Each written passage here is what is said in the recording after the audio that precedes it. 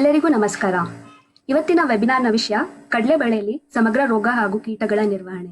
ಈ ವಿಷಯದ ಬಗ್ಗೆ ಮಾತನಾಡಲು ನಮ್ಮ ಜೊತೆ ಕೋರಮಂಡಲ್ ಇಂಟರ್ನ್ಯಾಷನಲ್ ಲಿಮಿಟೆಡ್ ಇಂದ ಮಿಸ್ಟರ್ ಸತೀಶ್ ಕಲ್ಲಾಪುರ್ ಇವರು ಜಾಯ್ನ್ ಆಗಿದ್ದಾರೆ. ಇವರಿಗೆ ಕಿಸಾನ್ ಕಡೆಯಿಂದ ಹೃತ್ಪೂರ್ವಕ ಸ್ವಾಗತ. ಹಾಗೂ ಈ ವೆಬಿನಾರ್ನಲ್ಲಿ ಪಾಲ್ಗೊಂಡಿರುವ ಎಲ್ಲ ರೈತ ಬಾಂಧವರಿಗೂ ಹೃತ್ಪೂರ್ವಕ ಸ್ವಾಗತ. ಸರ್, ಈಗ ನೀವು ಕಂಟಿನ್ಯೂ ಮಾಡ್ಬೋದು. ಧನ್ಯವಾದಗಳು. Thank you. ವಿಡಿಯೋ ಸ್ಟಾರ್ಟ್ ಮಾಡಿ ಸರ್. ಸ್ಕ್ರೀನ್ ಕಾಣ್ತಿದೆ? ಇನ್ನೂ ಕಾಣಿಸ್ತಿಲ್ಲ. ನಿಮ್ಮ ವಿಡಿಯೋ ಸ್ಟಾರ್ಟ್ ಮಾಡಿ ಪ್ಲೀಸ್.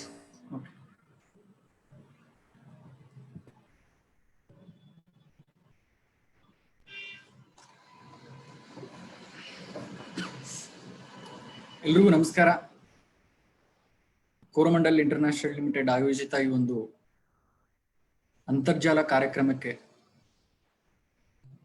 ಎಲ್ಲ ರೈತ ಬಾಂಧವರಿಗೆ ಕೋರಮಂಡಲ್ ಪರವಾಗಿ ಹಾಗೂ ವೈಯಕ್ತಿಕವಾಗಿ ಸ್ವಾಗತನ ಕೋರಕ್ ಬಯಸ್ತೇನೆ. ಮೊದಲಿಗೆ ಕೋರಮಂಡಲ್ ಇಂಟರ್ನ್ಯಾಷನಲ್ ಲಿಮಿಟೆಡ್ ಕಂಪನಿ ಬಗ್ಗೆ ಮಾತಾಡಬೇಕಾದ್ರೆ, ಇದೊಂದು ಮುರುಗಪ್ಪ ಗ್ರೂಪಿಗೆ ಸೇರಿದ ಒಂದು ಕಂಪನಿಯಾಗಿದೆ. ಮುರುಗಪ್ಪ ಗ್ರೂಪಿನಲ್ಲಿ ಸರಿಸುಮಾರು 28 ಕಂಪನಿಗಳು ಅನೇಕ ಕ್ಷೇತ್ರಗಳಲ್ಲಿ ಸೇವೆಯನ್ನು ಸಲ್ಲಿಸಿದವು. ನೀವು ಪ್ಯಾರಿ ಸಕ್ಕರೆ ಕಾರ್ಖಾನೆಗಳ ಬಗ್ಗೆ ಕೇಳಿರ್ಬೋದು, ಅದೇ ರೀತಿ ಚೋಳ ವಿಮೆ ಕಂಪನಿ ಆಗಿರ್ಬೋದು. ಹೀಗೆ ಹಲವಾರು ಕ್ಷೇತ್ರಗಳಲ್ಲಿ ಮುರುಗಪ್ಪ ಗ್ರೂಪಿಗೆ ಸೇರಿದ ಕಂಪನಿಗಳು ಸೇವೆಯನ್ನು ಸಲ್ಲಿಸಿದವು. ಅದೇ ರೀತಿ ಕೃಷಿಯ ಕ್ಷೇತ್ರದಲ್ಲಿ ಕಳೆದ 60 ವರ್ಷಗಳಿಂದ ಕೋರಮಂಡಲ್ ಇಂಟರ್ನ್ಯಾಷನಲ್ ಲಿಮಿಟೆಡ್ ರೈತರ ಸೇವೆಯಲ್ಲಿ ತೊಡಗಿದೆ. ಮುರುಗಪ್ಪ ಗ್ರೂಪಿನಲ್ಲಿ ಸರಿಸುಮಾರು 50,000 ಕರ್ಮಚಾರಿಗಳಿದ್ದಾರೆ. ಅದೇ ರೀತಿ ವಾರ್ಷಿಕ ವಹಿವಾಟ ಬಂದು 37,000 ಕೋಟಿ. ಇದೊಂದು 120 ವರ್ಷ ಇತಿಹಾಸವುಳ್ಳ ಒಂದು ಸಂಸ್ಥೆ ಆಗಿದೆ ರೈತ ಬಾಂಧವರೇ. ಇವತ್ತಿನ ಮೀಟಿಂಗ್ ನ ವಿಷಯ ಬಗ್ಗೆ ಮಾತಾಡೋಕ್ಕಿಂತ ಮುಂಚೆ ಪ್ರಸ್ತುತ ವಿಶ್ವದೆಲ್ಲೆಡೆ ಆವರಿಸಿಕೊಂಡಿರುವ ಕೋವಿಡ್-19 ಬಗ್ಗೆ ನಾನು ಒಂದೆರಡು ನಿಮಿಷ ಮಾತಾಡೋಕೆ. ವಿಜ್ಞಾನಿಗಳ ಪ್ರಕಾರ ಡಿಸೆಂಬರ್ ಹಾಗೂ ಜನವರಿಯಲ್ಲಿ ಒಂದು ಸೆಕೆಂಡ್ ವೇವ್ ಬರೋ ಒಂದು ಎಲ್ಲಾ ಸಾಧ್ಯತೆಗಳಿದಾವೆ. ಆ ಕಾರಣದಿಂದ ನಾನು ರೈತ ಬಾಂಧವರಿಗೆ ಮನವಿ ಮಾಡ್ಕೊಳ್ತೇನೆ, ಸಾಮಾಜಿಕ ದೂರತೆಯನ್ನ ಇಷ್ಟು ದಿನ ಏನ್ ಕಾಪಾಡ್ಕೊಂಡ್ ಬಂದಿದ್ರಿ ಅದನ್ನ ಕಾಪಾಡ್ಕೊಳ್ಳಿ. ಅದೇ ರೀತಿ ಮಾಸ್ಕ್ ಧರಿಸೋದನ್ನ ನಿಲ್ಲಿಸ್ಬೇಡ್ರಿ, ಸ್ಯಾನಿಟೈಸರ್ ಬಳಸೋದನ್ನ ಮುಂದುವರಿಸಿ ಅಂತ ಹೇಳಕ್ ಇಷ್ಟಪಡ್ತೇನೆ. ಕಡಲೆಯ ಬೆಳೆ ಒಂದು ನೋಟ. ಭಾರತ ವಿಶ್ವದಲ್ಲಿ ಅತ್ಯಂತ ಹೆಚ್ಚು ಉತ್ಪಾದನೆ ಮಾಡುವ ದೇಶ ಕಡಲೆಯ ಬೆಳೆಗೆ ಬಂದ್ರೆ. ಅದೇ ರೀತಿ ಭಾರತದಲ್ಲಿ ಹಲವಾರು ರಾಜ್ಯಗಳ ಒಂದು ನೋಟ ನೋಡೋದಾದ್ರೆ ಮಧ್ಯಪ್ರದೇಶ, ಮಹಾರಾಷ್ಟ್ರ, ರಾಜಸ್ಥಾನ ಹಾಗೂ ಕರ್ನಾಟಕ 4 ಮುಖ್ಯ ರಾಜ್ಯಗಳು ಉತ್ಪಾದನೆಯ ಹಾಗೂ ಎಕರೇಜಲ್ಲಿ. ಅದೇ ರೀತಿ ಕರ್ನಾಟಕದ ಒಂದು ನೋಟ ನೋಡೋದಾದ್ರೆ ನಾವು ಕರ್ನಾಟಕದಲ್ಲಿ ಸರಿಸುಮಾರು 12 ಲಕ್ಷ ಹೆಕ್ಟೇರ್ಗಳಲ್ಲಿ ಕಡಲೆನ ಬೆಳಿತೀವಿ. ಇದು ಮುಖ್ಯವಾಗಿ ನಾವು ಉತ್ತರ ಕರ್ನಾಟಕ ಭಾಗ, ಗದಗ ಜಿಲ್ಲೆ ಆಗಿರ್ಬೋದು, ಧಾರವಾಡ ಜಿಲ್ಲೆ ಆಗಿರ್ಬೋದು, ಬಿಜಾಪುರ ಜಿಲ್ಲೆ ಆಗಿರ್ಬೋದು, ಉತ್ತರ ಕರ್ನಾಟಕದಲ್ಲಿ ಹಿಂಗಾರು ಬೆಳೆ ಆಗಿದೆ. ಅದೇ ರೀತಿ ಭಾರತದ ಉತ್ಪಾದನೆ ಮಟ್ಟ ನೋಡೋದಾದ್ರೆ ಸರಿಸುಮಾರು 11 ದಶಲಕ್ಷ ಟನ್, ವಿಶ್ವದಲ್ಲೇ ನಂಬರ್ 1. ಅದೇ ಇಳುವರಿಯ ಬಗ್ಗೆ ಮಾತಾಡಬೇಕಾದ್ರೆ ಸ್ವಲ್ಪ ಉತ್ಪಾದಕತೆ ಅಂತ ಏನ್ ಹೇಳ್ತೀವಿ, ಪ್ರೊಡಕ್ಟಿವಿಟಿ, ಪ್ರತಿ ಎಕರೆಗೆ ಪ್ರೊಡಕ್ಟಿವಿಟಿ ನೋಡೋದಾದ್ರೆ ಸ್ವಲ್ಪ ಕಡಿಮೆ ಇದೆ. ನಾವು ಉತ್ತಮ ರೋಗ ಹಾಗೂ ಕೀಟ ನಿರ್ವಹಣೆ ಮಾಡಿದ್ದಲ್ಲಿ ಸರಿಸುಮಾರು ಪ್ರತಿ ಹೆಕ್ಟೇರ್ಗೆ 20 ರಿಂದ 30 ಕ್ವಿಂಟಲ್ ತೆಗೆದುಕೊಳ್ಬಹುದಾಗಿದೆ. ಅಂದ್ರೆ ಪ್ರತಿ ಎಕರೆಗೆ ನಾವು ಅದನ್ನ ನೋಡೋದಾದ್ರೆ 8 ರಿಂದ 12 ಕ್ವಿಂಟಲ್ ತೆಗೆದುಕೊಳ್ಬೇಕಾಗುತ್ತೆ. ಪ್ರಸ್ತುತ ಇಳುವರಿ ಏನಿದೆ ಉತ್ತರ ಕರ್ನಾಟಕ ಭಾಗದಲ್ಲಿ 3 ರಿಂದ 5 ಕ್ವಿಂಟಲ್ ಅಥವಾ 4 ಕ್ವಿಂಟಲ್ ಸರಾಸರಿಯನ್ನ ರೈತರು ತೆಗೆದುಕೊಳ್ತಾರೆ. ಆದರೆ ಕೀಟ ಹಾಗೂ ರೋಗದ ನಿರ್ವಹಣೆ ನಾವು ಚೆನ್ನಾಗಿ ಮಾಡಿದ್ದಲ್ಲಿ ಪ್ರತಿ ಎಕರೆಗೆ 8 ರಿಂದ 12 ಕ್ವಿಂಟಲ್ ತಗೊಳ್ಳಿ, ಯಾವುದೇ ಸಂದೇಹವಿಲ್ಲ. ಬೆಳೆಯ ಒಂದು ರೋಗ ಹಾಗೂ ಕೀಟ ನಿರ್ವಹಣೆ ಬಗ್ಗೆ ಮಾತಾಡೋಕ್ಕಿಂತ ಮುಂಚೆ ಮೊದಲು ಅದಕ್ಕೆ ಬೇಕಾಗಿರೋ ವಾತಾವರಣ ಬಗ್ಗೆ ಒಂದು 2 ನಿಮಿಷ ಗಮನ ಹರಿಸೋಣ. ಕಡಲೆ ನಾನು ಆಗ್ಲೇ ಹೇಳ್ದಂಗೆ ಒಂದು ಚಳಿಗಾಲದ ಬೆಳೆ. ಇದನ್ನ ನಾವು ಮುಖ್ಯವಾಗಿ ಉತ್ತರ ಕರ್ನಾಟಕದಲ್ಲಿ ಮಳೆ ಆಶ್ರಿತ ಬೆಳೆ. ಇದನ್ನ ನಾವು ನೀರಾವರಿಯಲ್ಲಿ ಬೆಳೆಯೋದಿಲ್ಲ. ಇದಕ್ಕೆ ಬೇಕಾಗಿರುವ ತಾಪಮಾನ 24 ರಿಂದ 30 ಡಿಗ್ರಿ ಸೆಲ್ಸಿಯಸ್ ತಾಪಮಾನದಲ್ಲಿ ಇದು ಚೆನ್ನಾಗಿ ಬೆಳೆಯುತ್ತೆ. ಅದೇ ರೀತಿ ಇದು ಬಹಳ ಒಂದು ಸೆನ್ಸಿಟಿವ್ ಬೆಳೆ ಅಂತಾನೆ ಹೇಳ್ಬೋದು. ಸ್ಥಾಯೀಕರಣ ಸಹಿಷ್ಣುತೆ ತಾಳಲಾರದ ಬೆಳೆ. ಒಂದ್ 2-3 ದಿನ ಕಂಟಿನ್ಯೂಸ್ ಆಗಿ ಮಳೆ ಆಗಿ ಹೊಲದಲ್ಲಿ ನೀರು ನಿಂತಿರೋ ಒಂದು ಆ ಸಿಚುವೇಶನ್ ಬಂದಾಗ ಈ ಬೆಳೆ ಅದನ್ನ ತಾಳ್ಕೊಳ್ಳೋದು, ರೂಟ್ಸಿಗೆ ಬೇರಿಗೆ ಒಂದು ಡ್ಯಾಮೇಜ್ ಆಗಿ ಒಂದು ಸಾವನ್ನಪ್ಪುತ್ತೆ. ಅದಕ್ಕೆ ನೀವು ನೋಡ್ಬೋದು ಹೆಚ್ಚಿನ ಮಳೆಯಿಂದ ಇಳುವರಿ ಕುಂಠಿತ ಆಗುತ್ತೆ. ನಾವು ಇದನ್ನು ಕಳೆದ ವರ್ಷ ಕೂಡ ನೋಡಿದ್ವಿ. ಡಿಸೆಂಬರ್ ಅಲ್ಲಿ 1-2 ಮಳೆ ಆಗಿತ್ತು ಉತ್ತರ ಕರ್ನಾಟಕ ಗದಗ ಭಾಗದಲ್ಲಿ. ಇಳುವರಿ ಮೇಲೆ ತುಂಬಾನೇ ಒಂದು ಪರಿಣಾಮ ಬೀರುತ್ತೆ. ಆದ್ರೆ ಈಗ ಇಳುವರಿಗೆ ಮುಖ್ಯವಾಗಿ ಒಂದು ಎಫೆಕ್ಟ್ ಮಾಡುವ ಒಂದು ಫ್ಯಾಕ್ಟರ್ಸ್ಗಳನ್ನು ನೋಡೋದಾದ್ರೆ, ಒಂದನೇದು ಬೀಜವಾಹಕ ರೋಗಗಳು ಹಾಗೂ ಕೀಟ ನಿರ್ವಹಣೆ. ಮೊದಲನೇದಾಗಿ ಉತ್ತಮ ಇಳುವರಿಗಾಗಿ ಬೀಜವಾಹಕ ರೋಗಗಳು, ನಾವು ಸಿಡಿ ರೋಗ ಅಂತ ಹೇಳ್ತೀವಿ, ಸೊರಗು ರೋಗ ಅಂತ ಹೇಳ್ತೀವಿ, ಇದೊಂದು ಬೀಜ ಹಾಗೂ ಮಣ್ಣಿನ ವಾಹಕದ ರೋಗ. ಅದೇ ರೀತಿ ಅನೇಕ ಹಸಿರುಗಳಾಗಿರ್ಬೋದು, ಹೆಲಿಕೋವರ್ಪ ಆರ್ಮಿಜರ ಅಂತ ಹೇಳ್ತೀವಿ, ಅದೇ ರೀತಿ ಸ್ಪೊಡಾಪ್ಟರ್ ಲಿಟೂರಾ ಅಂತ ಹೇಳ್ತೀವಿ, ತಂಬಾಕು ಹುಳು. ಈ ರೋಗ ಹಾಗೂ ಕೀಟದ ನಿರ್ವಹಣೆ ನಾವು ಚೆನ್ನಾಗಿ ಮಾಡ್ಬೇಕಾಗುತ್ತೆ. ಎರಡನೇದು ಬಂದು ಅಜೈವಿಕ ಒತ್ತಡ ನಿರ್ವಹಣೆ. ಅಜೈವಿಕ ಒತ್ತಡ ಅಂತಂದ್ರೆ ವಾತಾವರಣದಲ್ಲಾಗುವ ಏರುಪೇರು, ತಾಪಮಾನ ಆಗಿರ್ಬೋದು, ಟೆಂಪರೇಚರ್ ಅಂತ ಹೇಳ್ತೀವಿ, ರಿಲೇಟಿವ್ ಹ್ಯುಮಿಡಿಟಿ, ಆರ್ದ್ರತೆ ಆಗಿರ್ಬೋದು, ಇವೆಲ್ಲವೂ ಅಜೈವಿಕ ಒತ್ತಡದ ಒಂದು ಭಾಗವಾಗಿರುತ್ತೆ. ಮೂರನೇದು ಬಂದು ಮಣ್ಣಿನ ಆರೋಗ್ಯ ನಿರ್ವಹಣೆ. ಮಣ್ಣಿನ ಆರೋಗ್ಯ ಬಗ್ಗೆ ಮಾತಾಡಬೇಕಾದ್ರೆ ಮಣ್ಣಿನ ಜೈವಿಕ ಹಾಗೂ ಭೌತಿಕ ಗುಣಧರ್ಮ, ಮಣ್ಣಿನಲ್ಲಿರುವ ಸೂಕ್ಷ್ಮ ಜೀವಿಗಳ ಸಂಖ್ಯೆ, ಮಣ್ಣಿನ ರಸಸಾರ ಅಂತ ಹೇಳ್ತೀವಿ, pH, ಇವೆಲ್ಲವೂ ಒಂದು ಮಣ್ಣಿನ ಆರೋಗ್ಯದ ಒಂದು ಅಂಗವಾಗಿರ್ತವೆ. ಈ 3 ಅಂಶಗಳನ್ನು ಗಮನದಲ್ಲಿಟ್ಕೊಂಡು ಅದನ್ನ ಚೆನ್ನಾಗಿ ನಿರ್ವಹಣೆ ಮಾಡಿದ್ದೇ ಆದಲ್ಲಿ, ನಾನು ಆಗ್ಲೇ ಹೇಳ್ದಂಗೆ ಪ್ರತಿ ಎಕರೆಗೆ 8ರಿಂದ 12 ಕ್ವಿಂಟಲ್ ಅನ್ನ ನಾವು ತೆಗೆದುಕೊಳ್ಬಹುದಾಗಿದೆ. ಮೊದಲಿಗೆ ರೋಗ ಮುಕ್ತ ಬೆಳೆಗಾಗಿ ಒಂದು ಕಂಪಲ್ಸರಿ ಬೀಜೋಪಚಾರನ ನಾವು ಮಾಡಬೇಕಾಗುತ್ತೆ. ಸಿಡಿ ರೋಗ ಅಥವಾ ಸೊರಗು ರೋಗ ಕಡಲೆ ಬೆಳೆಯಲ್ಲಿ ತುಂಬಾ ಸಾಮಾನ್ಯವಾಗಿದೆ. ಆ ಒಂದು ರೋಗ ನಾವು ತಡೆಗಟ್ಟೋದಕ್ಕಾಗಿ ಮುನ್ನೆಚ್ಚರಿಕೆ ಕ್ರಮವಾಗಿ ಅದನ್ನ ಪ್ರತಿ 1 kg ಬೀಜಕ್ಕೆ 3 ಗ್ರಾಂ ಹೆಕ್ಸಾಸ್ಟಾಪ್ ಅನ್ನ ಬೀಜೋಪಚಾರ ಮಾಡಬೇಕಾಗುತ್ತೆ. ಹೆಕ್ಸಾಸ್ಟಾಪ್ ಬಂದು ಇದೊಂದು ಶಿಲೀಂಧ್ರನಾಶಕ, ಸಲ್ಫರ್ ಪೋಷಕಾಂಶ ಒಳವುಳ್ಳ ಒಂದು ಶಿಲೀಂಧ್ರನಾಶಕ. ಇದರ ಲಾಭಗಳು ನೋಡೋದಾದ್ರೆ ಇದು ಸುಧಾರಿತ ಬೆಳವಣಿಗೆಗೆ ಸಹಾಯ ಮಾಡುತ್ತೆ. ಅದೇ ರೀತಿ ಹೆಚ್ಚಿನ ಮೊಳೆಯುವಿಕೆ, ಆರಂಭಿಕ ಹಂತದಲ್ಲಿ ಜರ್ಮಿನೇಷನ್ ಒಂದು ಪ್ರಾಬ್ಲಮ್ ಏನಿರುತ್ತೆ ಅದನ್ನು ಕೂಡ ಇದು ನೀರು ನಿಲ್ಲೋಕೆ ಸಹಾಯ ಮಾಡುತ್ತೆ.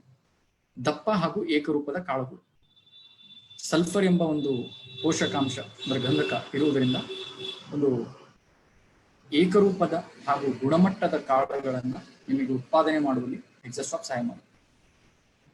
ಅದೇ ರೀತಿ ಉತ್ತಮ ಇಳುವರಿ, ಉತ್ತಮ ವೆಚ್ಚ ಲಾಭ ಅನುಪಾತ ಅಂದ್ರೆ ಕಾಸ್ಟ್ ಬೆನಿಫಿಟ್ ರೇಷಿಯೋ. ನೀವು ಖರ್ಚು ಮಾಡಿದ್ದಕ್ಕೂ ಒಂದು ಇಳುವರಿ ಬಂದಾಗ ಅದೊಂದು ಖುಷಿಯ ಸಂಗತಿ ಅಂತ ಹೇಳ್ಬೋದು. ನೀವು ಸಿಡಿ ರೋಗ ಅಥವಾ ಸೊರಗು ರೋಗ ಅದನ್ನ ಕಂಟ್ರೋಲ್ ಮಾಡೋದಕ್ಕೆ ಆರಂಭಿಕ ಹಂತದಲ್ಲಿ ಪ್ರತಿ 1 kg ಬೀಜಕ್ಕೆ 3 ಗ್ರಾಂ ಹೆಕ್ಸಾಸ್ಟಾಪ್ ಅನ್ನು ಬಳಸಿ ಬೀಜೋಪಚಾರ ಮಾಡಬೇಕು.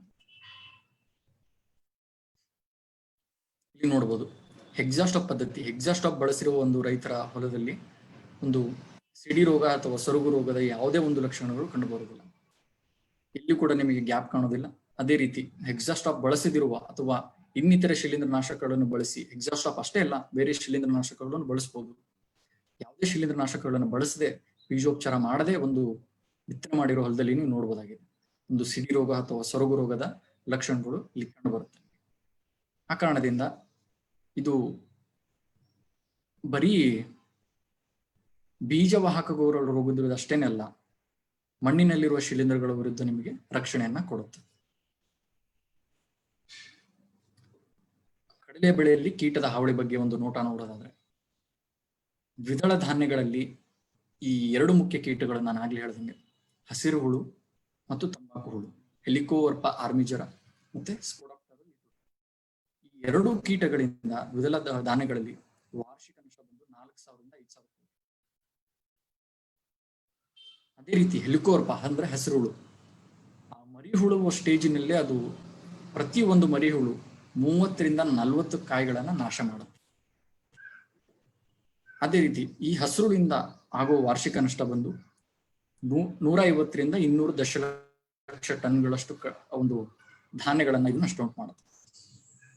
ಅದೇ ರೀತಿ ಕಡಲೆ ಬೆಳೆಯಲ್ಲಿ ವಾರ್ಷಿಕ ನಷ್ಟ ಬಂದು 20ರಿಂದ 30%. ಹಲವಾರು ಸಮಯಗಳಲ್ಲಿ ಇದಕ್ಕಿಂತ ಜಾಸ್ತಿನೇ ಇರುತ್ತೆ, 30%ಕ್ಕಿಂತ ಜಾಸ್ತಿನೇ ಇರುತ್ತೆ. ಆದರೆ ಸಾಮಾನ್ಯವಾಗಿ ಒಂದು ಸರಾಸರಿ ನೋಡೋದಾದ್ರೆ ನೀವು ಕೀಟದ ತೀವ್ರತೆಯನ್ನ ನಿರ್ವಹಣೆ ಮಾಡದೇ ಇದ್ದಲ್ಲಿ ವಾರ್ಷಿಕ ನಷ್ಟ ನಿಮಗೆ ಕಡಲೆ ಬೆಳೆಯಲ್ಲಿ ಬಂದು ಈ ಹಸಿರುಳಿದಿಂದ 20ರಿಂದ 30% ಆಗಿರುತ್ತೆ. ಅದೇ ರೀತಿ ಕಡಲೆ ಬರುವ ಮುಖ್ಯ ಕೀಟಗಳು ನಾನಾಗ್ಲೇ ಹೇಳಿದಂಗೆ, ಒಂದೇದು ಕಾಯಿಕೊರುವ ಅಥವಾ ಹಸಿರು ಹುಳು. ಇನ್ನೊಂದು ಮುಖ್ಯ ಕೀಟ ಯಾವ್ದಪ್ಪ ಅಂತಂದ್ರೆ ಕತ್ತರಿ ಹುಳು ಅಂತ ಹೇಳಿದ್ವಿ ಆಡು ಭಾಷೆಯಲ್ಲಿ. ಇದು ಬುಡದಲ್ಲಿ ಒಂದು ಕಾಂಡಕ್ಕೆ ಸ್ಟೆಮ್ಗೆ ಒಂದು ಹಾನಿಯನ್ನು ಉಂಟು ಮಾಡುತ್ತೆ. ಇಲ್ಲಿ ಹಾನಿಯನ್ನು ಉಂಟು ಮಾಡಿದಾಗ ಪೋಷಕಾಂಶ ಅಥವಾ ನೀರು ಮೇಲೆ ಹೋಗೋದಿಲ್ಲ. ಇದೇ ರೀತಿ ಕಡಲೆ ಒಂದು ಬೆಳೆ ಬಂದು ಸಾವನ್ನಪ್ಪುತ್ತೆ. ಕರಿಹೇನು ಅಥವಾ ಫಿಸ್ ಫೆಬಿಯಸ್ ಕೊಪೋಲಿ ಅಂತ ಹೇಳ್ತೀವಿ. ಇನ್ನೊಂದು ಬಂದು ಸೈನಿಕ ಹುಳು, ಸ್ಪೊಡಾಪ್ಟರಾ ಎಕ್ಸಿಗುವಾ. ನಾನಾಗ್ಲೇ ಹೇಳ್ದಂಗೆ ತಂಬಾಕು ಹುಳು ಅಥವಾ ಸ್ಪೊಡಾಪ್ಟರಾ ಲಿಟುರಾ. ಈ 5 ಕೀಟಗಳಲ್ಲಿ ಮುಖ್ಯ ಕೀಟಗಳು ನೋಡೋದಾದ್ರೆ ಒಂದನೇದು ಕಾಯಿಕೊರಕ, ಎರಡನೇದು ಕತ್ತರಿಸುವ ಹುಳು, ಮೂರನೇದು ತಂಬಾಕು ಹುಳು. ಈ 3 ಕೀಟಗಳನ್ನ ನೀವು ಚೆನ್ನಾಗಿ ನಿರ್ವಹಣೆ ಮಾಡಿದ್ದಾದಲ್ಲಿ ಒಂದು ಹೆಚ್ಚಿನ ಇಳುವರಿಯನ್ನು ತೆಗೆದುಕೊಳ್ಳಲಿ ಯಾವುದೇ ಒಂದು ಸಂದೇಹ. ಒಂದನೇ ಕೀಟ ಕಾಯಿಕೊರಕ ಬಗ್ಗೆ ನೋಡೋದಾದ್ರೆ ಇದರ ಒಂದು ಲಕ್ಷಣಗಳು, ಅದು ಹೇಗೆ ನಷ್ಟ ಉಂಟು ಮಾಡುತ್ತೆ. ಎಲೆ ಸಸಿನ ಒಂದು ಸಮಯದಿಂದ ಹಿಡಿದು ನೀವು ಕೊನೆಯದಾಗಿ ಕೊಯ್ಲು ಮಾಡುವ ಸಮಯದವರೆಗೂ ಎಲ್ಲಾ ಸ್ಟೇಜ್ಗಳಲ್ಲೂ ನಿಮಗೆ ಹಸಿರು ನಷ್ಟವನ್ನು ಉಂಟು ಮಾಡುತ್ತೆ. ಇದು ನಿಮಗೆ ಮುಖ್ಯವಾಗಿ ಎಲೆ, ಹೂವು ಹಾಗೂ ಕಾಯಿಗಳ ಮೇಲೆ ಒಂದು ಆಕ್ರಮಣವನ್ನ ಮಾಡುತ್ತೆ. ಹೇಗೆ ಮಾಡುತ್ತೆ ಇಲ್ಲಿ ನೋಡ್ಬೋದು. ಪಾಟ್ಸ್ ಅಥವಾ ಒಂದು ರಂಧ್ರವನ್ನ ಮಾಡುತ್ತೆ, ತೂತು ಮಾಡಿ ಒಳಗಡೆ ಹೋಗಿ ಒಂದು ಕಾಳುಗಳ ಮೇಲೆ ಸೇವನೆ ಮಾಡುತ್ತೆ. ಅದೇ ರೀತಿ ಈ ಮರಿಹುಳು ಬಂದು ಒಂದು ನಿಮಗೆ ಕಂದು ಬಣ್ಣದಾಗಿರುತ್ತೆ ಅಥವಾ ಹಳದಿ ಬಣ್ಣದಾಗಿರುತ್ತೆ ಅಥವಾ ಹಸಿರು ಬಣ್ಣ, 3 ಬಣ್ಣಗಳಲ್ಲಿ ನಿಮಗೆ ಕಂಡು ಬರುತ್ತೆ. ಹಾಗೆ ಹೇಳ್ದಂಗೆ ಕಾಯಿಗಳ ಮೇಲೆ ಒಂದು ರಂಧ್ರವನ್ನು ಮಾಡುತ್ತೆ, ತೂತು ಮಾಡುತ್ತೆ. ಅದೇ ರೀತಿ ಒಳಗಡೆ ಹೋಗಿ ಇದರ ಮೇಲೆ ಅದು ಸೇವನೆಯನ್ನ ಮಾಡುತ್ತೆ. ಇದರ ಒಂದು ಜೀವನ ಚಕ್ರ ನೋಡಬಹುದು ನೀವು. ಚಿಟ್ಟೆ ಅಥವಾ ಪತಂಗ ಬಂದು ತತ್ತಿಯನ್ನು ಇಡುತ್ತೆ. ಎಲೆ ಕೆಳಭಾಗದಲ್ಲಿ ಒಂದು ಎಗ್ ಲೇಯಿಂಗ್ ಅಂತ ಹೇಳ್ತೀವಿ. ಅದು ಬಂದು ಫಸ್ಟ್ ಇನ್ಸ್ಟಾರ್ ಕ್ಯಾಟರ್ಪಿಲ್ಲರ್, ಎರಡನೇ ಒಂದು ಇನ್ಸ್ಟಾರ್, ಹೀಗೆ 5ರಿಂದ 6 ಹಂತಗಳನ್ನ ಮುಗಿಸ್ಕೊಂಡು ಅದು ಕೋಶಾವಸ್ಥೆಗೆ ಹೋಗಿ ಮತ್ತೆ ಬೆಳೆದು ಚಿಟ್ಟೆ ಆಗುತ್ತೆ. ರೈತರಲ್ಲಿ ಒಂದು ಮನವಿ ಏನಂತಂದ್ರೆ, ನಾವು ಈ ಕೀಟವನ್ನ ಈ ಒಂದು 2ನೇ ಇನ್ಸ್ಟಾರ್ ದಾಟಕ್ಕೆ ಬಿಡಬಾರ್ದು. ಒಂದು ಎಲೆ ಕೆಳಭಾಗದಲ್ಲಿ ತತ್ತಿ ಇಟ್ಟಿರುತ್ತೆ, ಆ ಒಂದು ಹಂತದಲ್ಲಿ ಕಂಟ್ರೋಲ್ ಮಾಡಕ್ ಟ್ರೈ ಮಾಡಬೇಕು. ಇಲ್ಲ ಅಂದ್ರೆ ಒಂದು ಹಸಿರು ಹುಳದ ಒಂದು ಸ್ಟೇಜ್ ಏನಿರುತ್ತೆ, ಅಲ್ಲಿ ಈ 2 ಹಂತಗಳಲ್ಲಿ ನೀವು ಇದನ್ನ ಕಂಟ್ರೋಲ್ ಮಾಡಕ್ಕೆ ಟ್ರೈ ಮಾಡಿ. ಹೇಗಪ್ಪ ಇವು? ಇನ್ನೊಂದು ಮುಖ್ಯ ಹುಳು ಅಂತ ತಂಬಾಕು ಹುಳು, ಸ್ಪೊಡಾಪ್ಟರಾ ಲಿಟುರಾ. ಇದು ಕೂಡ ಅದೇ ರೀತಿ ಒಂದು ಬೆಳೆದು ಬಂದ ಚಿಟ್ಟೆ ಬಂದು ನಿಮಗೆ ಈ ತರ ಒಂದು ವೆಬ್ ಮಾಡುತ್ತೆ, ಒಂದು ಜೇಡರ ಒಂದು ಇದು ಮಾಡ್ದಂಗೆ ಒಂದು ವೆಬ್ ಕ್ರಿಯೇಟ್ ಮಾಡುತ್ತೆ. ಅದೇ ರೀತಿ ವಾತಾವರಣದ ಅನುಗುಣವಾಗಿ ಇದರ ಒಂದು ಜೀವನ ಚಕ್ರ ಫಾಸ್ಟ್ ಆಗುತ್ತೆ, ಸ್ಲೋ ಆಗುತ್ತೆ. ಪ್ರಸ್ತುತವಾಗಿರೋ ವಾತಾವರಣ ಬಂದು ಈ ಒಂದು ಕೀಟದ ಒಂದು ಮಲ್ಟಿಪ್ಲಿಕೇಶನ್ಗೆ ಭಯಂಕರವಾಗಿ ಅನುಗುಣವಾಗಿದೆ. ಈ 2 ಕೀಟಗಳ ಒಂದು ನಿರ್ವಹಣೆಗಾಗಿ ತಂಬಾಕು ಹುಳು, ಕಾಯಿಕೊರಕ ಹಾಗೂ ಕತ್ತರಿ ಹುಳು, ಈ 3 ಕೀಟಗಳ ನಿರ್ವಹಣೆಗಾಗಿ ಕೋರಮಂಡಲ್ ಒಂದು 3 ಸ್ಪ್ರೇಯನ್ನ ರೆಕಮೆಂಡ್ ಮಾಡುತ್ತೆ. ಒಂದನೇದು ಬಂದು ಪೆಂಡಾಲ್ ಮತ್ತು ಬೆಂಜಲ್. ಪೆಂಡಲ್ ಅನ್ನ ನೀವು ಪ್ರತಿ ml ನೀರಿಗೆ 2 ml ಪೆಂಡಾಲ್, ಅದೇ ರೀತಿ 1 ಗ್ರಾಮ್ ಬೆಂಜಲ್. ಎರಡನೇ ಸ್ಪ್ರೇ ಬಂದು ನೀವು 1 ಲೀಟರ್ ನೀರಿಗೆ 0.5 ml ಫಾರ್ನೆಕ್ಸ್. ಅದೇ ರೀತಿ ಮೂರನೇ ಸ್ಪ್ರೇ ಬಂದು ಪ್ರತಿ ml ನೀರಿಗೆ 2 ರಿಂದ 3 ml ನಿಮೆಜಾಲ್ TS. ಈ 3 ಸ್ಪ್ರೇ ನೀವು ತೆಗೆದುಕೊಂಡಿದ್ದೇ ಆದಲ್ಲಿ ಒಂದು ಕೀಟದ ತೀವ್ರತೆ ಏನಿದೆ, ಎಕನಾಮಿಕ್ ಥ್ರೆಶೋಲ್ಡ್ ಲೆವೆಲ್ ಅಂತ ಏನ್ ಹೇಳ್ತೀವಿ, ಆರ್ಥಿಕ ನಷ್ಟ ಉಂಟು ಮಾಡುವ ಒಂದು ಮಟ್ಟಕ್ಕಿಂತ ಕೆಳಗೆ ಇಡಬಹುದಾಗಿದೆ. ಒಂದನೇ ಸ್ಪ್ರೇ ಬಗ್ಗೆ ಯಾಕೆ, ಒಂದನೇ ಸ್ಪ್ರೇ ಪೆಂಡಾಲ್ ಬಗ್ಗೆ ಎರಡೂ ಯಾಕೆ ಬಳಸ್ಬೇಕಂತಂದ್ರೆ, ಪೆಂಡಾಲ್ ಫೆಂಥೋಡ್ 50C ಅಂತ ಹೇಳ್ತೀವಿ. ಇದು ಒಂದು ಓವಿಸೈಡಲ್ ಎಫೆಕ್ಟ್ ಇರುವ ಒಂದು ಕೀಟನಾಶಕವಾಗಿದೆ, ಅಂದ್ರೆ ತತ್ತಿಗಳನ್ನ ನಾಶಪಡಿಸುತ್ತೆ. ಅದೇ ರೀತಿ ಒಂದು ಫ್ಯೂಮಿಗೆಂಟ್ ಆಕ್ಷನ್ ಅಂತ ಹೇಳ್ತೀವಿ. ಇದರ ಉಗ್ರ ವಾಸನೆಯಿಂದ ನೀವು ಸ್ಪ್ರೇ ಮಾಡಿದ ಹೊಲದಲ್ಲಿ ಬೆಳೆದು ಬಂದ ಚಿಟ್ಟೆ ಒಂದು ತತ್ತಿ ನೀಡಕ್ಕೆ ಇಷ್ಟಪಡೋದಿಲ್ಲ, ಒಂದು ರಿಪೆಲೆಂಟ್ ಆಕ್ಷನ್ ಅಂತ ಹೇಳ್ತೀವಿ.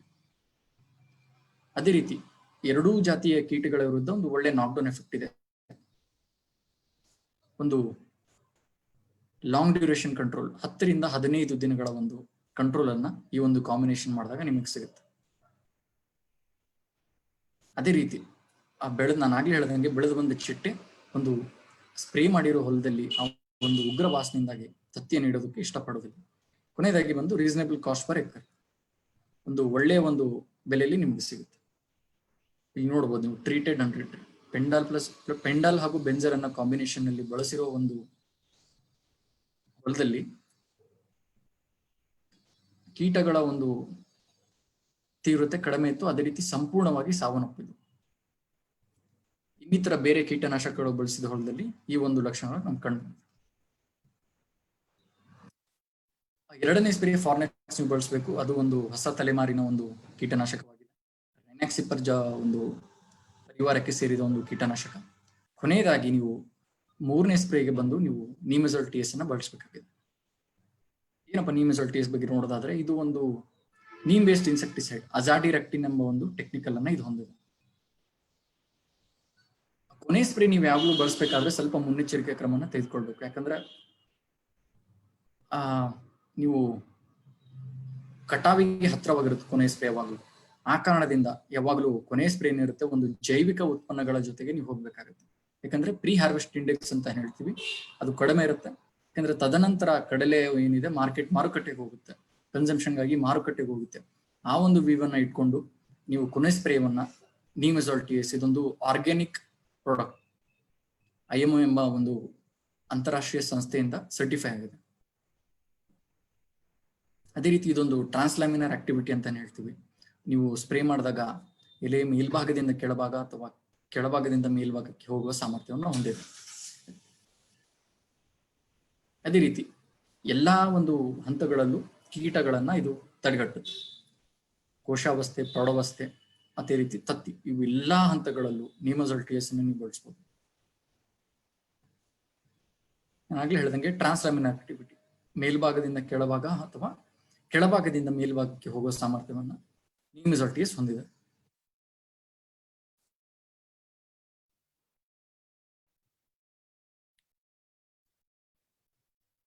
ಇದನ್ನ ನೀವು ಪ್ರತಿ ml ಲೀಟರ್ಗೆ ನೀರಿಗೆ 3 ml ನೀಮೆಜಾಲ್ ಟಿಎಸ್ ಅನ್ನ ಬಳಸಬೇಕು. ಆ ಒಂದು ಉತ್ತಮ ಒಂದು ರಿಸಲ್ಟ್ಸ್ಗಾಗಿ ನೀವು ನಾನು ಹೇಳದಂಗೆ ಕೀಟದ ತೀವ್ರತೆ ಒಂದು ETL ಗಿಂತ ಒಂದು ಕೆಳಮಟ್ಟದಲ್ಲಿ ಇದ್ದಾಗ ಅವಾಗಲೇ ನೀವು ಬಳಸಬೇಕಾಗಿದೆ. ಮುಂದಿನ ಒಂದು ಮುಖ್ಯ ರೋಗ ನೋಡೋದಾದ್ರೆ, ಪ್ರತಿ ವರ್ಷ ನಮಗೆ ಇದು ಕಳೆ ಬೆಳೆಯುವ ಎಲ್ಲಾ ಭಾಗಗಳು ಕಂಡು ಬರುತ್ತೆ. ನೀವು ಆಡುಭಾಷೆಯಲ್ಲಿ ಸೊರಗು ರೋಗ ಅಥವಾ ಸಿಡೆ ರೋಗ ಅಂತ ಏನ್ ಹೇಳ್ತೀವಿ, ಇಲ್ಲಿ ನೀವು ಲಕ್ಷಣಗಳು ನೋಡಬಹುದು. ಇದನ್ನು ಉಂಟು ಮಾಡುವ ಶಿಲೀಂಧ್ರ ಹೆಸರು ಡಿಡಿಮೆಲ್ಲಾ ರಾಬಿಯಾ ಅಂತ ಒಂದು ಶಿಲೀಂಧ್ರ.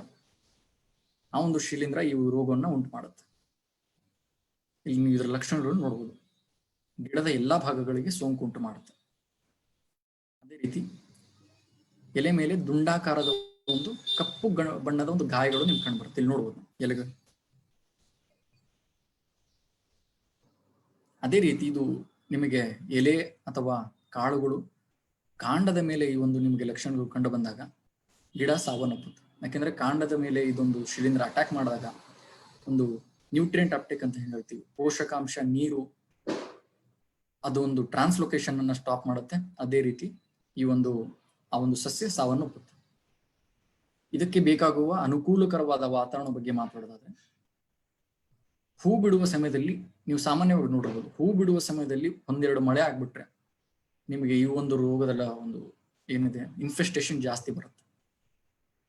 ತಾಪಮಾನ 20 ರಿಂದ 25 ಡಿಗ್ರಿ ಸೆಲ್ಸಿಯಸ್ ಪ್ರಸ್ತುತವಿರುವ ಒಂದು ತಾಪಮಾನ ಅಂತಾನೆ ಹೇಳ್ಬೋದು. ಪ್ರಸ್ತುತ ಒಂದು 2 ವಾರಗಳಿಂದ ಇದೇ ಒಂದು ಟೆಂಪರೇಚರ್ ಮುಂದುವರಿತಿದೆ. ಈ ಒಂದು ರೋಗ ಎಲ್ಲಾ ಉತ್ತರ ಕರ್ನಾಟಕದ ಎಲ್ಲಾ ಭಾಗಗಳು ತೀವ್ರವಾಗಿ ಹರಡ್ತಾ ಇದೆ. ಮೂರನೇದು ಬಂದು ಆರ್ದ್ರತೆ ಅಥವಾ ರಿಲೇಟಿವ್ ಹ್ಯೂಮಿಡಿಟಿ ಅಂತ ಹೇಳ್ತೀವಿ, 60%. ಅದು ಕೂಡ ಈಗ ಪ್ರಸ್ತುತವಾಗಿ ನಮಗೆ ಕಂಡು ಬರ್ತಿದೆ. ಈ ಒಂದು ರೋಗದ ಒಂದು ಕಂಟ್ರೋಲ್ಗಾಗಿ ರೈತರು ಸಾಮಾನ್ಯವಾಗಿ ಪ್ರಾಸ್ಪೆಲ್ ಎಂಬ ಒಂದು ಶಿಲೀಂಧ್ರನಾಶಕವನ್ನು ಬಳಸ್ತಾರೆ. ಏನಪ್ಪಾ ಪ್ರಾಸ್ಪೆಲ್ ಅಂತ ನೋಡೋದಾದ್ರೆ, ಇದು ಒಂದು ಪೇಟೆಂಟೆಡ್ ಹಾಗೂ ವಿಶಿಷ್ಟ ಶಿಲೀಂಧ್ರನಾಶಕ. 4 ಜಾತಿಗೆ ಸೇರಿದ ಒಂದು ಅಸ್ಕೋಮೈಸಿಟ್ಸ್, ಬೆಸಿಡೋಮೈಸಿಟ್ಸ್, ಡಿಟ್ಯೂರೋಮೈಸಿಟ್ಸ್, ಓಮೈಸಿಟ್ಸ್ ಹೀಗೆ 4 ಜಾತಿಗೆ ಸೇರಿದ ಒಂದು ಶಿಲೀಂಧ್ರಗಳ ವಿರುದ್ಧ 15ಕ್ಕೂ ಹೆಚ್ಚು ತರದ ರೋಗಗಳ ವಿರುದ್ಧ ನಿಮಗೆ ರಕ್ಷಣೆಯನ್ನ ಕೊಡುತ್ತೆ. ಇದರ ವಿಶಿಷ್ಟಗಳ ಬಗ್ಗೆ ನೋಡೋದಾದ್ರೆ ಒಂದು ಸಂಯೋಜನ ಶಕ್ತಿ, ಮ್ಯಾನ್ಕೋಸೆಬ್ ಮತ್ತು ಅಜಾಕ್ಸೋಸ್ಟ್ರೋಬಿನ್ ಎಂಬ 2 ವಿಶೇಷ ಒಂದು ಫಂಗಿಸೈಡ್ ಒಂದು ಕಾಂಬಿನೇಷನ್ ಆಗಿದೆ. ಒಂದು ಡುವಲ್ ಮೋಡ್ ಆಫ್ ಆಕ್ಷನ್ ಅಂತ ಹೇಳ್ತೀವಿ, 2 ರೀತಿಯ ಒಂದು ಕಾರ್ಯವಿಧಾನ, ಒಂದು ಸಂಪರ್ಕ, ಇನ್ನೊಂದು ಅಂತರ್ಗತ. ಆ ಕಾರಣದಿಂದ ನೀವು ಇದನ್ನ ರೋಗ ಬರೋಕ್ಕಿಂತ ಮುಂಚೆನೂ ಬಳಸಬಹುದು, ಒಂದು ಪ್ರೊಟೆಕ್ಷನ್ಗಾಗಿ, ಒಂದು ಸುರಕ್ಷತೆ ಬೆಳೆಗಾಗಿ. ಅದೇ ರೀತಿ ರೋಗ ಬಂದಾಗಿದೆ ಅಂದ್ರೂ ಕೂಡ ನೀವು ಇದನ್ನ ಬಳಸಬಹುದು. ಯಾಕೆ? ಇನ್ನೊಂದು ಕಾಂಟ್ಯಾಕ್ಟ್ ಅಂದ್ರೆ ಸಂಪರ್ಕ ಶಿಲೀಂಧ್ರನಾಶಕದ ಕಾಂಬಿನೇಷನ್ ಆಗಿದೆ. ಅದೇ ರೀತಿ ಪೋಷಣೆ ಮ್ಯಾಂಗನೀಸ್ ಎಂಬ ಒಂದು ಪೋಷಕಾಂಶ ಇರೋದ್ರಿಂದ ಅದೊಂದು ಡಿಸೀಸ್ ರೆಸಿಸ್ಟೆನ್ಸ್, ರೋಗ ನಿರೋಧಕ ಶಕ್ತಿಯನ್ನು ಹೆಚ್ಚಿಸುತ್ತೆ. ಅದೇ ರೀತಿ ಒಂದು ಗುಣಮಟ್ಟದ ಉತ್ಪಾದನೆಯಲ್ಲಿ ಸಹಾಯ ಮಾಡುತ್ತೆ. ಪ್ರತಿರೋಧ ನಿರ್ವಹಣೆ ಅಂದ್ರೆ ರೆಸಿಸ್ಟೆನ್ಸ್ ಮ್ಯಾನೇಜ್ಮೆಂಟ್ ಅಂತ ಹೇಳ್ತೀವಿ. ಒಂದೇ ಕಾರ್ಯವಿಧಾನದ ಒಂದು ಶಿಲೀಂಧ್ರನಾಶಕ ಅಥವಾ ಕೀಟನಾಶಕಗಳನ್ನು ಬಳಸಿದ್ದೆ ಆದಲ್ಲಿ ಆ ಒಂದು ಕೀಟ ಅಥವಾ ಶಿಲೀಂಧ್ರ ಅದಕ್ಕೆ ಒಂದು ರೆಸಿಸ್ಟೆನ್ಸ್ ಅನ್ನು ಡೆವಲಪ್ ಮಾಡ್ಕೊಳ್ಳುತ್ತೆ. ಆ ಕಾರಣದಿಂದ ಈ ಒಂದು ಶಿಲೀಂಧ್ರನಾಶಕದಲ್ಲಿ 2 ರೀತಿಯ ಒಂದು ಕಾರ್ಯವಿಧಾನ ಇರೋದ್ರಿಂದ ಪ್ರತಿರೋಧ ನಿರ್ವಹಣೆ ಕೂಡ ನೀವು ಮಾಡ್ಬೋದು. ಬಳಸೋ ಮಾತ್ರ ಬಗ್ಗೆ ಮಾತಾಡೋದಾದ್ರೆ ಪ್ರತಿ ml ನೀರಿಗೆ 3 ml ಪ್ರಾಸ್ಪಲ್ ಅನ್ನ ನೀವು ಬಳಸಬೇಕಾಗಿದೆ. ಒಂದು ಉತ್ತಮ ಒಂದು ರಿಸಲ್ಟ್ಸ್ಗಾಗಿ ರೋಗ ಬರುವ ಮುಂಚಿತವಾಗಿ ಇದು ಒಂದು ಮುಖ್ಯ ಪ್ರಶ್ನೆ ಇರ್ಬೋದು. ರೈತರು ಸಾಮಾನ್ಯವಾಗಿ ಕೇಳ್ತಾರೆ, ಕೀಟನಾಶಕ ಅಥವಾ ಶಿಲೀಂಧ್ರನಾಶಕಗಳನ್ನ ನಾವು ಯಾವಾಗ ಬಳಸಬೇಕು, ಮೊದಲೇ ಪ್ರಸ್ತುತ ರೋಗ ಅಥವಾ ಕೀಟವಿಲ್ಲ, ಬಳಸಬೇಕು ಬೇಡವೋ? ಇದೊಂದು ಪ್ರಶ್ನೆ ಯಾವಾಗ್ಲೂ ರೈತರನ್ನ ಕಾಡ್ತದೆ. ಅದನ್ನ ನಾವು 3 ವಿಂಗಡಣೆ ಮಾಡ್ಬೋದು. ಯಾವುದೇ ಒಂದು ರೋಗ ಅಥವಾ ಶಿಲೀಂಧ್ರ ಆಗಲಿ, ಒಂದು ಲೋ ರಿಸ್ಕ್, 2ನೇ ಬಂದು ಹೈ ರಿಸ್ಕ್, 2ನೇ ಬಂದು ಮೀಡಿಯಂ ರಿಸ್ಕ್, 3ನೇ ಬಂದು ಹೈ ರಿಸ್ಕ್. ಲೋ ರಿಸ್ಕ್ ಅಂದ್ರೆ ಆ ಒಂದು ಶಿಲೀಂಧ್ರ ಅಥವಾ ಕೀಟದ ಒಂದು ತೀವ್ರತೆ ಆ ಒಂದು ಭಾಗದಲ್ಲಿ ನಮಗೆ ಕಾಣೋದಿಲ್ಲ, ಅಂದ್ರೆ ಆ ಒಂದು ರೋಗ ಅಥವಾ ಕೀಟದ ಇತಿಹಾಸ ಆ ಭಾಗದಲ್ಲಿ ಇರೋದಿಲ್ಲ. ಅದೇ ರೀತಿ ಅದಕ್ಕೆ ಬೇಕಾಗಿರೋ ವಾತಾವರಣ ಕೂಡ ನಮ್ಮ ಹೊಲದಲ್ಲಿ ಇವಾಗ ಆಗಿಲ್ಲ. 2ನೇದು ಬಂದು ಮೀಡಿಯಂ ರಿಸ್ಕ್. ಆ ಒಂದು ರೋಗ ಅಥವಾ ಕೀಟದ ತೀವ್ರತೆ ನಮಗೆ ಪ್ರತಿ ವರ್ಷ ಕಾಣುತ್ತೆ, ಅದರ ತೀವ್ರತೆ ಇರುತ್ತೆ. ಅದೇ ರೀತಿ ಅದಕ್ಕೆ ಬೇಕಾಗಿರೋ ವಾತಾವರಣ ಈಗ ಬಂದಿದೆ, ಇವಾಗ ಪ್ರಸ್ತುತವಾಗಿ ಬರ್ತಿದೆ. ಇದಕ್ಕೆ ನಾವು ಮೀಡಿಯಂ ರಿಸ್ಕ್ ಪೀರಿಯಡ್ ಅಂತ ಹೇಳ್ತೀವಿ. ಕೊನೆಯದಾಗಿ ಬಂದು high risk period. High risk ಅಂದ್ರೆ ಆ ರೋಗ ಅಥವಾ ಕೀಟ ಪ್ರತಿ ವರ್ಷ ಆ ಒಂದು ಭಾಗದಲ್ಲಿ ಬರುತ್ತೆ. ಅದೇ ರೀತಿ ಅದಕ್ಕೆ ಬೇಕಾಗಿರೋ ವಾತಾವರಣ ಒಂದು 10 ದಿನಗಳ ಹಿಂದೆ ಬಂದು ಹೋಗಿದೆ. ಅಂದ್ರೆ ಆ ಒಂದು ಕೀಟ ಅಥವಾ ಶಿಲೀಂಧ್ರ ಈಗ ಆಲ್ರೆಡಿ ಹಾನಿಯನ್ನ ಉಂಟು ಮಾಡ್ತಿದೆ. ಸೊ ಆ ಕಾರಣದಿಂದ ರೈತರಲ್ಲಿ ನನ್ನ ಮನವಿ ಏನಂತಂದ್ರೆ, ಆ ಕೀಟ ಅಥವಾ ಶಿಲೀಂಧ್ರ ಮೀಡಿಯಂ ರಿಸ್ಕ್ ಪೀರಿಯಡ್ ಅಂದ್ರೆ ಅದಕ್ಕೆ ಬೇಕಾಗಿರೋ ವಾತಾವರಣ ಬಂದಾಗ ನೀವೊಂದು ಪ್ರಿವೆಂಟಿವ್ ಸ್ಪ್ರೇನ ತೆಗೆದುಕೊಳ್ಬೇಕಾಗುತ್ತೆ. ಇಲ್ಲ ಅಂದ್ರೆ ನಿಮಗೆ ತದನಂತರ 2-3 ಸ್ಪ್ರೇ ಹೆಚ್ಚುಗಳಾಗ್ತವೆ, ಖರ್ಚು ಜಾಸ್ತಿ ಇರುತ್ತೆ. ಆ ಕಾರಣದಿಂದ ನೀವು ಪ್ರಾಸ್ಪೆಲ್ ಅನ್ನ ರೋಗ ಬರುವ ಮುಂಚಿತವಾಗಿ ಬಳಸಬೇಕಾಗುತ್ತೆ. ಅದೇ ರೀತಿ ಇದನ್ನ ನೀವು ಕಾಪರ್ ಮತ್ತು ಸಲ್ಫರ್ ಬೇಸ್ಡ್ ಫಂಗಿಸೈಡ್ ಜೊತೆ ಬಳಸುವಾಗಿಲ್ಲ. COC ಆಗಿರಲಿ, ಕಾಪರ್ ಆಕ್ಸಿಕ್ಲೋರೈಡ್, ಕಾಪರ್ ಹೈಡ್ರಾಕ್ಸೈಡ್ಸ್, ಇವೆಲ್ಲ ಶಿಲೀಂಧ್ರನಾಶಕ ಜೊತೆ ಇವನ್ನ ಮಿಕ್ಸ್ ಮಾಡ್ಕೊಂಡು ನಾವು ಇಷ್ಟೊತ್ತು ಜೈವಿಕ ಒತ್ತಡ ಬಗ್ಗೆ ಮಾತಾಡಿದ್ವಿ. ರೋಗ ಹಾಗೂ ಕೀಟ ನಿರ್ವಹಣೆ ಜೈವಿಕ ಒತ್ತಡದ ಒಂದು ಅಂಶವಾಗಿರ್ತದೆ. 2ನೇದು ಒಂದು ಅಜೈವಿಕ ಒತ್ತಡ ನಿರ್ವಹಣೆ. ಅಜೈವಿಕ ಒತ್ತಡ ಬಗ್ಗೆ ಮಾತಾಡಬೇಕಾದ್ರೆ ಬೆಳಗಿನ ಜಾವ ಮತ್ತು ರಾತ್ರಿಯ ಸಂಜೆಯ ಒಂದು ಸಮಯದಲ್ಲಿ ತಾಪಮಾನ ಕಡಿಮೆ ಆಗುತ್ತೆ, ಮಧ್ಯಾಹ್ನದ ಸಮಯದಲ್ಲಿ ತಾಪಮಾನ ಜಾಸ್ತಿ ಇರುತ್ತೆ. ಹೀಗೆ ಎಲ್ಲ ಒಂದು ವೇರಿಯೇಷನ್ ಅನ್ನ ಗಿಡ ಮೆಟ್ಟಿ ನಿಲ್ಬೇಕಾಗುತ್ತೆ. ಆ ಒಂದು ವೇರಿಯೇಷನ್ ಅಂದ್ರೆ ಆಗೋದ್ರಿಂದ ಒಂದು ಗಿಡದಲ್ಲಿ ಉತ್ಪತ್ತಿ ಆಗುವ ಹಾರ್ಮೋನ್ಗಳು ನ್ಯಾಚುರಲ್ ಆಗಿ ಹಾರ್ಮೋನ್ಗಳು ಉತ್ಪತ್ತಿ ಆಗೋದಿಲ್ಲ. ಅದಕ್ಕೆ ನಾವು ನ್ಯಾಚುರಲ್ ಸ್ಟ್ರೆಸ್ ಅಂತ ಹೇಳ್ತೀವಿ, ಅಬಯೋಟಿಕ್ ಸ್ಟ್ರೆಸ್ ಅಂತ ಹೇಳ್ತೀವಿ. ಆ ಒಂದು ಅಜೈವಿಕ ಒತ್ತಡವನ್ನು ಮೀರಿ ನಿಲ್ಲಕ್ಕೆ ಒಂದು ಎಕ್ಸ್ಟರ್ನಲ್ ಹೊರಗಿನಿಂದ ಒಂದು ಸಪೋರ್ಟ್ ಬೇಕಾಗುತ್ತೆ. ಒಂದು ಹಾರ್ಮೋನ್ ಉತ್ಪತ್ತಿಯನ್ನ ಸಂಚಲಿತಗೊಳಿಸಕ್ಕೆ ಒಂದು ಸಪೋರ್ಟ್ ಬೇಕಾಗುತ್ತೆ. ಅದೇ ರೀತಿ inability to achieve full genetic potential. ಯಾವುದೇ ತಳಿ ನೀವು ತಗೊಂಡ್ರು ಕೂಡ ಅದರ ಒಂದು ಸಾಮರ್ಥ್ಯ ಇರುತ್ತೆ, ತಳಿಯ ಸಾಮರ್ಥ್ಯ ಅಂತ ಹೇಳ್ತೀವಿ, ಜೆನೆಟಿಕ್ ಪೊಟೆನ್ಷಿಯಲ್ ಅಂತ ಹೇಳ್ತೀವಿ. ಅದನ್ನ ಒಂದು ತಳಿಯ ಸಾಮರ್ಥ್ಯವನ್ನು ರೀಚ್ ಆಗಕ್ಕೆ ಸಾಮಾನ್ಯವಾಗಿ ಆಗುವ ಒಂದು ನೈಸರ್ಗಿಕ ಒಂದು ಕೆಮಿಕಲ್ ರಿಯಾಕ್ಷನ್ ಗಿಡದಲ್ಲಿ ಆಗ್ಬೇಕು. ಆದರೆ ಈ ಒಂದು ಅಜೈವಿಕ ಒತ್ತಡ ಅದನ್ನ ಆಗೋಕೆ ಬಿಡಬೇಕು. ಈ ಅಜೈವಿಕ ಒತ್ತಡವನ್ನು ಮೀರಿ ನಿಲ್ಲಕ್ಕೆ ಕೋರಮಂಡಲ್ 23 ವರ್ಷದಿಂದ ಫ್ಯಾಂಟ್ಯಾಕ್ ಪ್ಲಸ್ ಎಂಬ ಉತ್ಪನ್ನವನ್ನ ಮಾರುಕಟ್ಟೆಗೆ ತೆಗೆದುಕೊಂಡು ಬಂದಿತ್ತು. ಇದು ಭಾರತಾದ್ಯಂತ ಎಲ್ಲಾ ರೈತರ ಒಂದು ಮನೆ ಮಾತಾಗಿದೆ. ನೀವು ತರಕಾರಿಗಳನ್ನು ತೆಗೆದುಕೊಳ್ಬಹುದು, ಧಾನ್ಯವನ್ನು ತೆಗೆದುಕೊಳ್ಬಹುದು. ಅದೇ ರೀತಿ ಕಡಲೆ ಬೆಳೆಯಲ್ಲಿ ಒಂದು ಪ್ರಮುಖ ಬ್ರ್ಯಾಂಡ್ ಅಂತಾನೆ ಹೇಳ್ಬೋದು. ನೀವು ಬೆಳೆಗೆ ಯಾಕೆ ಬೇಕು ಫ್ಯಾಂಟೆಕ್ ಪ್ಲಸ್ ಅಂತಂದ್ರೆ, ಮೊಳೆಯುವಿಕೆ ಹಾಗೂ ಆರಂಭಿಕ ಚೈತನ್ಯ. ನೀವು ಇದನ್ನು ಬಳಸಿದಲ್ಲಿ ಒಂದು ವಿಗರಸ್ ಕ್ರಾಪ್, ಆರಂಭಿಕ ಹಂತದಲ್ಲಿ ಒಂದು ಚೈತನ್ಯವುಳ್ಳ ಬೆಳೆ ನಿಮಗೆ ಸಿಗುತ್ತೆ. ಪ್ರೋಲಿನ್ ಸಕ್ರಿಯುವಿಕೆ ಅಂದ್ರೆ ನಾನು ಆಗ್ಲೇ ಹೇಳಿದೆ ನಿಮಗೆ, ಫ್ಯಾಂಟೆಕ್ ಅಲ್ಲಿ 16 ತರದ ಅಮೈನೋ ಆಸಿಡ್ಗಳಿದಾವೆ, ವಿಟಮಿನ್ಸ್ ಇದಾವೆ. ಪ್ರತಿಯೊಂದು ಅಮೈನೋ ಆಸಿಡ್ ನ ಒಂದು ಕಾರ್ಯವಿದೆ.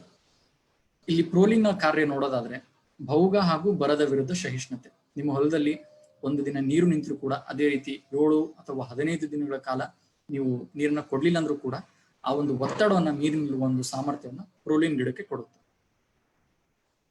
ಅದೇ ರೀತಿ ಹಾರ್ಮೋನ್ ಉತ್ಪತ್ತಿ, ಉತ್ತಮ ಬೇರಿನ ಬೆಳವಣಿಗೆ ಹಾಗೂ ಪೋಷಕಾಂಶ ಹೀರುವಿಕೆ.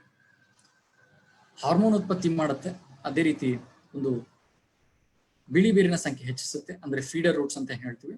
ಅದೇ ರೀತಿ ಮಣ್ಣಿನಿಂದ ಪೋಷಕಾಂಶ ಹೀರುವಿಕೆಯನ್ನು ಜಾಸ್ತಿ ಮಾಡುತ್ತೆ. ಅದೇ ರೀತಿ ಕಾಳುಗಳ ಗಾತ್ರ ಹಾಗೂ ಗುಣಮಟ್ಟದಲ್ಲಿ ಸುಧಾರಣೆ.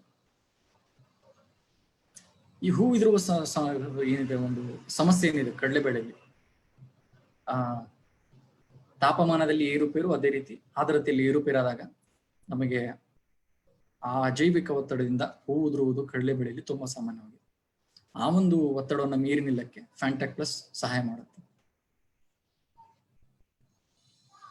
ಅದೇ ರೀತಿ ದ್ವಿದಳ ಧಾನ್ಯಗಳಲ್ಲಿ ನೋಡೋದಾದ್ರೆ ಒಂದು ಹೂವಿನ ಸಂಖ್ಯೆ ಹೆಚ್ಚುತ್ತೆ, ಹೂ ಉದುರೋದನ್ನು ಕಡಿಮೆ ಮಾಡಿಸುತ್ತೆ, ಕಾಳುಗಳ ಸಂಖ್ಯೆ ಹೆಚ್ಚುತ್ತೆ, ಒಂದು ಕಾಳುಗಳ ಗುಣಮಟ್ಟ ಏನು ಹೇಳ್ತೀವಿ ಅದು ಕೂಡ ಹೆಚ್ಚಿಸುತ್ತೆ.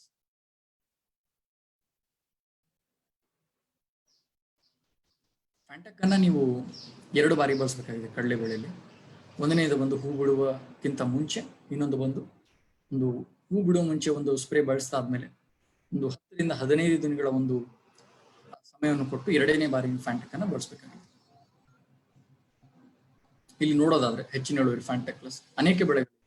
ಹತ್ತಿ ಬೆಳೆಯಲ್ಲಿ ಇದೊಂದು ಕೋರಮಂಡಲ್ ಅವರ R&D ಟೀಮ್ ಇಂದ ಒಂದು ಬಿಡುಗಡೆ ಮಾಡಿರುವ ಒಂದು ಫಿಗರ್ಸ್. ನಾವು ಹತ್ತಿ ಬೆಳೆಯಲ್ಲಿ 3 ಬಾರಿ ಫ್ಯಾಂಟೆಕ್ ಬಳಸಿರುವ ರೈತರು 24% ಹೆಚ್ಚಿನ ಇಳುವರಿಯನ್ನು ತೆಗೆದುಕೊಂಡಿದ್ದಾರೆ. ಅದೇ ರೀತಿ ಟೊಮೆಟೊದಲ್ಲಿ 22% ಹೆಚ್ಚಿನ ಇಳುವರಿ. ಕಡಲೆ ನೋಡಿದ್ರೆ, ನಮ್ಮ ಕಡಲೆ ಬೆಳೆಯಲ್ಲಿ ನೋಡೋದಾದ್ರೆ 21% ಹೆಚ್ಚಿನ ಇಳುವರಿಯನ್ನ ಫ್ಯಾಂಟೆಕ್ ಪ್ಲಸ್ ಬಳಸಿರೋ ರೈತರು ತೆಗೆದುಕೊಂಡಿದ್ದಾರೆ. ಒಂದು ಮುಂದಿನ ಒಂದು ಇದ್ರ ಬಗ್ಗೆ ಮಾತಾಡಬೇಕಾದ್ರೆ, ನಾವು ಯಾವುದೇ ಕೀಟನಾಶಕ ಅಥವಾ ಶಿಲೀಂಧ್ರನಾಶಕ ಬಳಸೋ ಸಮಯದಲ್ಲಿ ಸ್ಪ್ರೆಡ್ ಮ್ಯಾಕ್ಸ್ ಎಂಬ ಒಂದು ಉತ್ಪನ್ನವನ್ನು ಬಳಸಬೇಕು. ಇದು ಒಂದು ವೆಟ್ಟಿಂಗ್ ಸ್ಟಿಕ್ಕಿಂಗ್ ಏಜೆಂಟ್ ಅಂತ ಹೇಳ್ತೀವಿ. ಕೀಟನಾಶಕ ಅಥವಾ ಶಿಲೀಂಧ್ರನಾಶಕದ ಒಂದು ಎಫಿಷಿಯನ್ಸಿಯನ್ನು ಹೆಚ್ಚಿಸುತ್ತೆ, ಒಂದು ಎಲೆ ಮೇಲೆ ಸ್ಪ್ರೆಡ್ ಆಗೋದನ್ನ ವಿಸ್ತೀರ್ಣಗೊಳಿಸುತ್ತೆ. ಆ ಕಾರಣದಿಂದ ನೀವು ಯಾವುದೇ ಕೀಟನಾಶಕ ಬಳಸಿ, ಶಿಲೀಂಧ್ರನಾಶಕ ಬಳಸಿ, ಅದ್ರ ಜೊತೆ ಪ್ರತಿ ml ನೀರಿಗೆ 1/4 ml ಇಂದ 1/2 ml ಸ್ಪ್ರೆಡ್ ಮ್ಯಾಕ್ಸ್ ಅನ್ನ ನೀವು ಬಳಸಬೇಕಾಗಿದೆ. ಇದು ಎಲ್ಲಾ ಕೆಮಿಕಲ್ಗಳ ಜೊತೆ ಚೆನ್ನಾಗಿ ಮಿಕ್ಸ್ ಆಗುತ್ತೆ. ಇನ್ನೊಂದು ಸಲ ನೋಡೋದಾದ್ರೆ ಕಡಲೆ ಬೆಳೆಯಲ್ಲಿ ಕೋರಮಂಡಲ್ ಪರಿಹಾರಗಳು.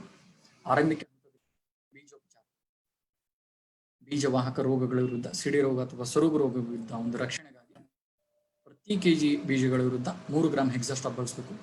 ತದನಂತರ ಇನ್ನೊಂದು 1ನೇ ಬಾರಿ ನೀವು ಆ ಗೊಬ್ಬರ ಏನ್ ಬಳಸ್ತೀರಾ, ಆ ಗೊಬ್ಬರದ ಜೊತೆ ಪ್ರತಿ ಎಕರೆಗೆ 300 ಗ್ರಾಂ ಹೆಕ್ಸಾಸ್ಟಾಪ್ ಅನ್ನ ನೀವು ಬಳಸಬೇಕು. ಇದರಿಂದ ಏನಾಗುತ್ತೆ, ನಾನಾಗ್ಲೇ ಹೇಳ್ದಂಗೆ ಹೆಕ್ಸಾಸ್ಟಾಪ್ ಅಲ್ಲಿ ಸಲ್ಫರ್ ಎಂಬ ಒಂದು ಪೋಷಕಾಂಶ ಇರುವುದರಿಂದ ಬೇರಿನ ಒಂದು ಬಿಳಿ ಬೇರಿನ ಸಂಖ್ಯೆಯನ್ನು ಹೆಚ್ಚಿಸುತ್ತೆ. ಅದೇ ರೀತಿ ಸದೃಢ ಬೇರನ್ನ ತೆಗೆದುಕೊಳ್ಳಲು ನಿಮ್ಗೆ ಸಹಾಯ ಮಾಡುತ್ತೆ. ಅದೇ ರೀತಿ ಕಳೆಗಳ ವಿರುದ್ಧ ನಿಮಗೆ ಹುಲ್ಗಸ ಬಂದ್ರೆ ನೀವು ಅದನ್ನು ಶೌರ್ಯ ಎಂಬ ಶಿಲೀಂಧ್ರ ಒಂದು ಕಳೆನಾಶಕವನ್ನು ಬಳಸಬಹುದು.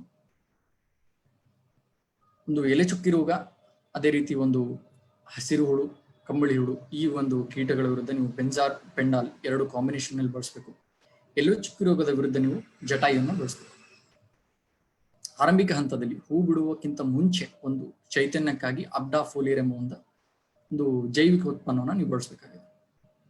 ಅದೇ ರೀತಿ ನಿಮ್ಮ ಹೊಲದಲ್ಲಿ ನೀವು ಬೀಜೋಪಚಾರ ಅಂತ ಆದ್ಮೇಲೆ ಸಿಡಿ ರೋಗ ಕಂಡು ಬಂದಿದ್ದೆ ಆದಲ್ಲಿ ನೀವು ಪ್ರಾಸ್ಪೆಲ್ ಎಂಬ ಶಿಲೀಂಧ್ರನಾಶಕವನ್ನ ಬಳಸಬೇಕಾಗಿದೆ.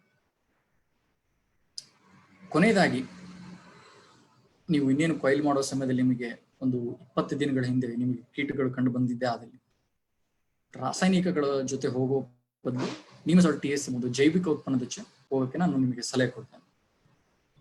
ಸೊ ಇಲ್ಲಿ ನೋಡ್ಬೋದು ಆರಂಭಿಕ ಹಂತದಲ್ಲಿ ಬೀಜೋಪಚಾರದಿಂದ ಹಿಡಿದು ಕೊನೆಯ ಹಂತಗಳವರೆಗೂ ಕೋರಮಂಡಲ್ ಕಡಲೆ ಬೆಳೆಯಲ್ಲಿ ಒಂದು ಪರಿಹಾರಗಳನ್ನು ಹೊಂದಿದೆ.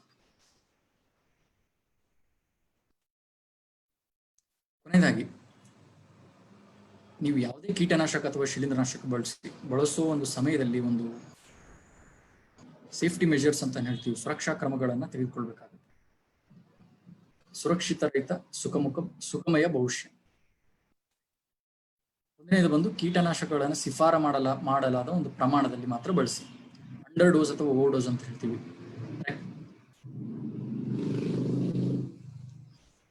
ಒಂದು ರೆಕಮೆಂಡೆಡ್ ಡೋಸ್ಗಿಂತ ಕಡಿಮೆ ಮಾಡೋದ್ರಲ್ಲಿ ಜಾಸ್ತಿ ಮಾಡೋದ್ರಿಂದ ಇರಲಿ ಸಹಿಷ್ಣುತೆ ಶಕ್ತಿ ಒಂದು ಡೆವಲಪ್ ಮಾಡ್ಕೊಳ್ಳುತ್ತೆ. ಆ ಒಂದು ಶಿಲೀಂಧ್ರ ಅಥವಾ ಕೀಟ ಒಂದು ರೆಸಿಸ್ಟೆನ್ಸ್ ಅನ್ನ ಡೆವಲಪ್ ಮಾಡ್ಕೊಳ್ಳುತ್ತೆ. ಆ ಕಾರಣದಿಂದ ರೆಕಮೆಂಡ್ ಮಾಡಿರೋ ಡೋಸ್ ಅನ್ನ ಬಳಸಿರ್ತದೆ. ಅದೇ ರೀತಿ ನೀವು ಕೀಟನಾಶಕವನ್ನ ಮಿಕ್ಸ್ ಮಾಡುವಾಗ ದಯಮಾಡಿ ಗ್ಲೌಸ್ ಅನ್ನು ಬಳಸಿ. ಒಂದು ಸ್ಪ್ರೇಯಿಂಗ್ ಮಾಡುವಾಗ ಆಹಾರ ಒಂದು ಸೇವನೆ ಮಾಡಬೇಡಿ. ಅದೇ ರೀತಿ ತಂಬಾಕು ಅಥವಾ ಇನ್ನಿತರ ಸೇವನೆಗಳನ್ನು ಮಾಡಕ್ಕೆ ಹೋಗಬೇಡಿ. ಈ ಒಂದು ಸುರಕ್ಷತೆ ಕ್ರಮಗಳನ್ನ ತೆಗೆದುಕೊಳ್ಳಿ ಅಂತ ಹೇಳಿ ನಾನು ರೈತ ಬಾಂಧವರಲ್ಲಿ ಮನವಿ ಮಾಡ್ಕೊಳ್ತೇನೆ. ಇನ್ನು ಹೆಚ್ಚಿನ ಮಾಹಿತಿಗಾಗಿ ನೀವು ಕೋರಮಂಡಲ್ ಅವರ ಒಂದು ಫೇಸ್ಬುಕ್ ಪೇಜ್ ಏನಿದೆ, ಗ್ರೋಮೋರ್ ಸುರಕ್ಷಾ ಕರ್ನಾಟಕ, ಅಲ್ಲಿ ನೀವು ನಿಮ್ಮ ಸಮಸ್ಯೆಗಳ ಬಗ್ಗೆ ಒಂದು ಪ್ರಶ್ನೆಗಳನ್ನ ಕಳಿಸಿದ್ರೆ ಅಲ್ಲಿ ನಿಮಗೆ ಉತ್ತರ ಸಿಗುತ್ತೆ.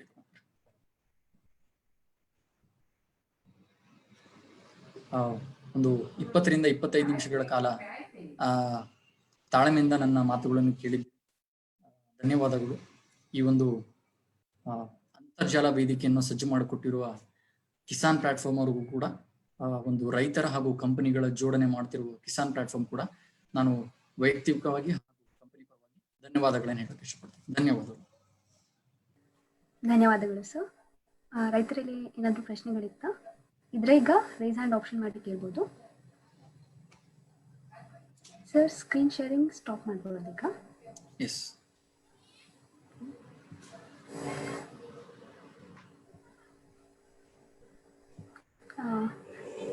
ನೀವು ನೀಡಿದ ಎಲ್ಲ ಮಾಹಿತಿಗಾಗಿ ಧನ್ಯವಾದಗಳು ಸರ್. Thank you.